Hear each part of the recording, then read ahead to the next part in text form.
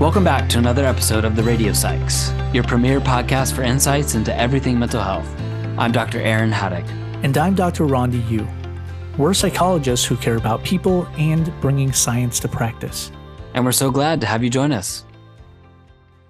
Please note that the information shared in this episode is solely intended for informational and entertainment purposes only and is not a substitute for professional medical or mental health advice, diagnosis, or treatment.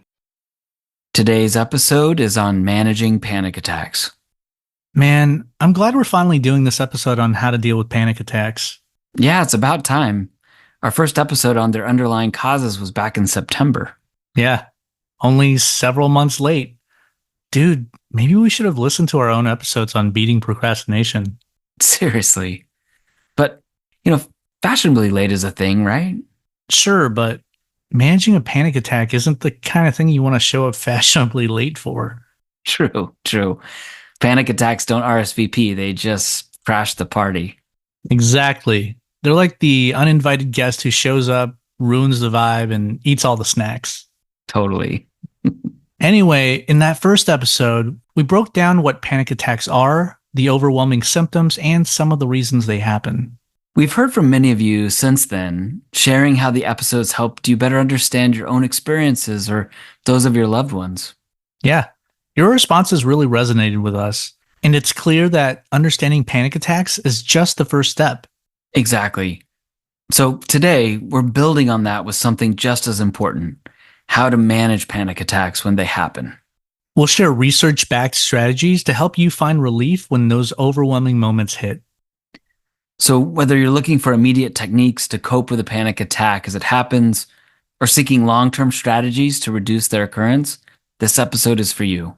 And whether you've heard our last episode or are tuning in for the first time, you'll leave with practical, proven tools to take with you. All right, let's dive right in. Why don't we start with breathing techniques? Yeah, sounds good. Taking control of your breathing can be a helpful way to use your body to manage a panic attack.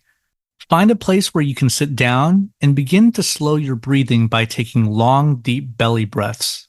So how does this help exactly? Well, during a panic attack, the sympathetic nervous system is overactive, causing symptoms like a rapid heartbeat, shallow breathing, and increased blood pressure. Breathing techniques, especially slow and deep breathing, activate the parasympathetic nervous system, which then calms the body.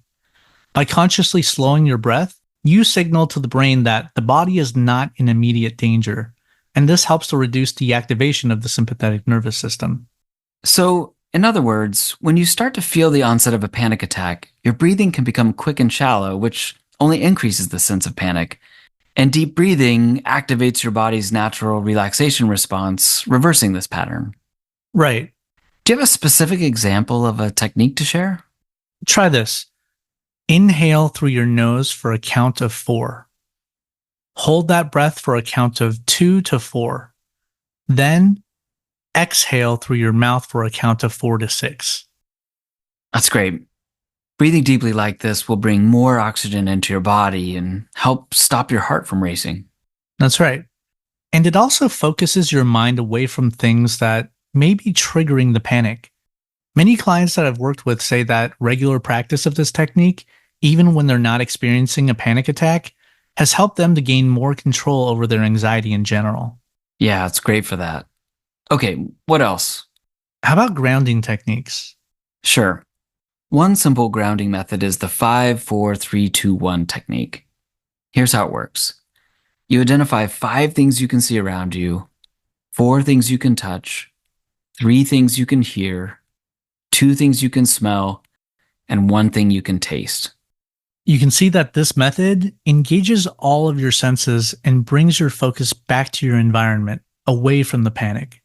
And by focusing on tangible objects in your environment, you're essentially telling your brain, hey, focus here on the present moment, not on the panic-inducing thoughts. Exactly.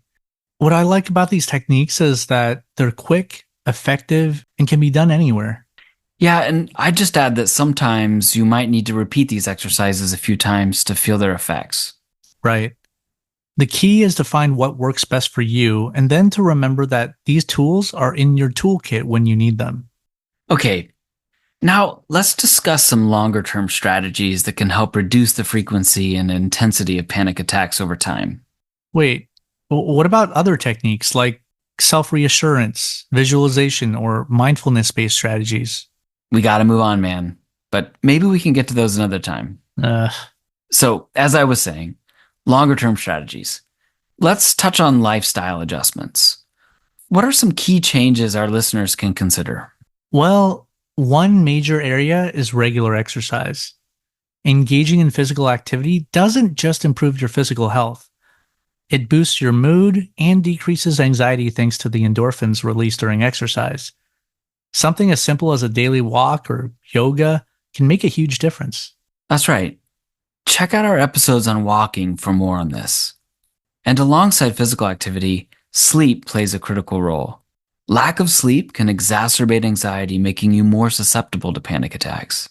Establishing a consistent sleep schedule and creating a calming bedtime routine can do wonders for the quality of your sleep. We've got an episode on this too. Diet is another pillar to consider. Balanced nutrition helps to regulate your body's systems, including those that manage stress and anxiety. Avoiding excessive caffeine and sugar, which can spike anxiety levels, is especially beneficial. And guess what? We've got episodes on diet, coffee, and sugar too. So, those lifestyle adjustments are really foundational, but let's also talk about psychological techniques like cognitive behavioral therapy or CBT.